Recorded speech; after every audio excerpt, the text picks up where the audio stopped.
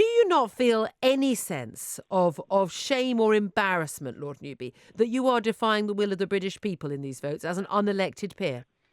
Not a shred, because we're not defying the will of the British people. What we're saying is that we think the bill can be improved and that the Commons should think again about it. The Commons decides.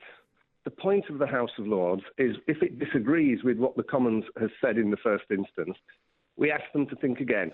That's what we do on every bit of legislation. But we've done on this one. But there's a difference. We're dealing with the Dangerous Dog Act or something, and you're trying to say, well, that's a crossbreed, and actually you haven't really thought through how that would work. That's different from a decision that was made by the British people, given by the House of Commons to the British people, and enacted very, very, very clear statements about what Brexit meant. I mean, the only people who seem to be confused about what Brexit meant are the Remoaners like yourself. Everyone else seems very clear. No. The government's confused about what Brexit means because it hasn't got a policy. It doesn't even know what Brexit means in terms of a customs union.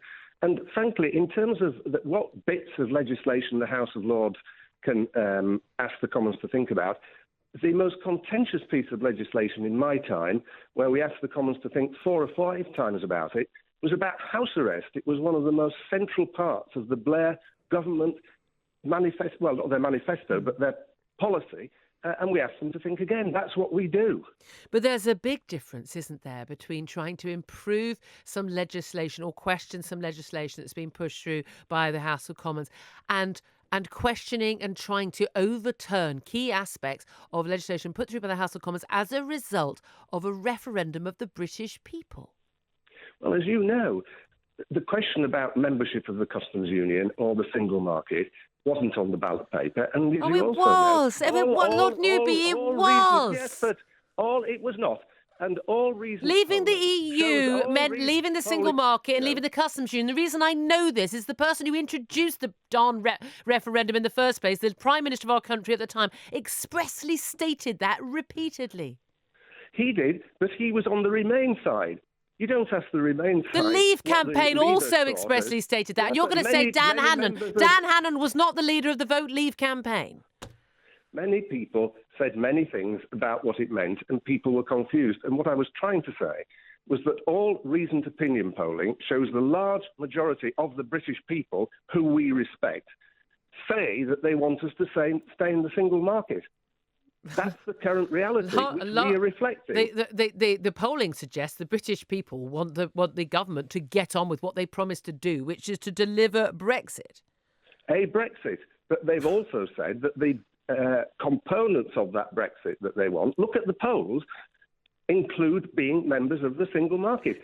All we have said is that the Commons can think again about it. Well, We're not forcing anybody to do anything. You say, look at the polls. The poll was very clear. We had a formal... I mean, rather than looking at opinion polling, which we now know is not as accurate as it could be, we had an actual poll of the British people 2 years ago in 2016, and then we had another one in 2017, the general election, in which British people were again, and they were given a choice between Eurosceptic and Europhile options, the parties. And I hate to tell you, as a Liberal Democrat, you guys didn't do too well. Amazingly, Julia, I do know that. But the people changed their minds. If you say people voted once and therefore we don't give them, we don't ask them. They their were opinion told again, it was a once in a lifetime decision. They were told it was. They were told repeatedly. This is it. They were told that all sorts of things. They were told that we were going to gain £350 million a week to the NHS, which was a lie. No, they weren't told that. That's not what the side of the bus said. That wasn't...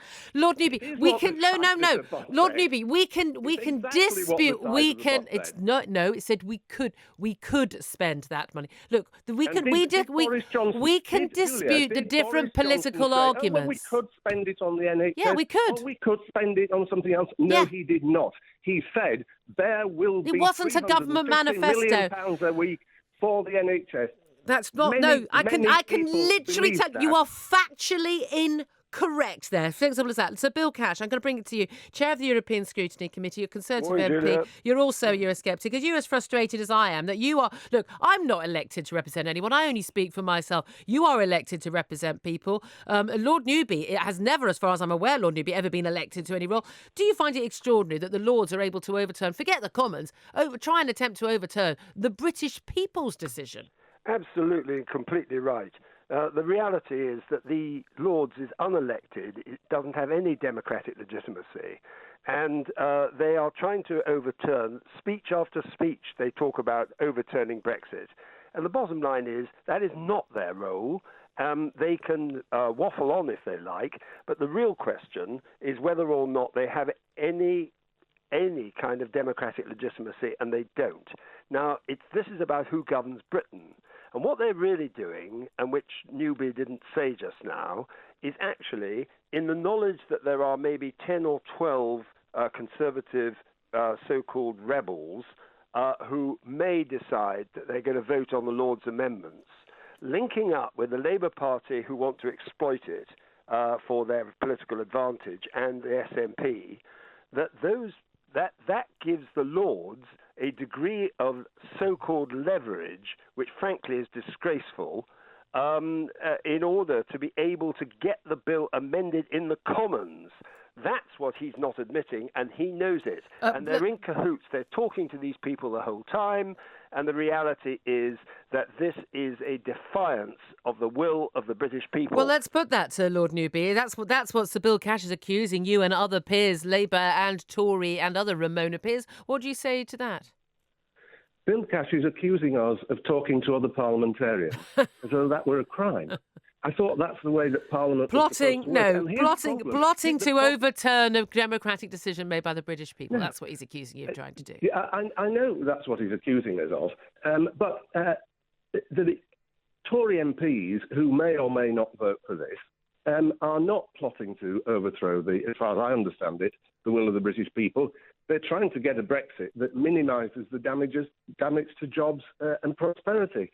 And to say, obviously, the Lord does not have democratic legitimacy, but it has legitimacy as part of the British Constitution. Remember, Lib Dems in government tried to make it a democratic body, and we were thwarted by Tory rebels in the Commons. But that's whataboutery. That's irrelevant to the decision now, isn't it? No, it's not. No, it's not, because the Commons decided that the Lords should continue in the way it currently operates, and that was better than having it elected. That's what they decided just a few years ago. All we're doing is playing by the rules. OK, final word to you, Sir Bill Cash. Well, I've never heard such tosh in my life. The plain fact is this is about who governs Britain. It's actually a fundamental question about self-government. The British people, in the biggest historic vote of all time, actually decided to leave the European Union, and that means leaving the customs union. That's why their EEA amendment yesterday was completely unacceptable. They also voted that we would leave, and in the House of Commons, the Remainer MPs voted with the government on the question of the repeal of the 1972 Act. The Lords themselves voted for the Article 50 Act. The Lords voted for a referendum. They should abide by the outcome. And in the general election, as you pointed out earlier, the fact is that 85% of all the people who voted to accept the referendum result. The Lords are defying the people.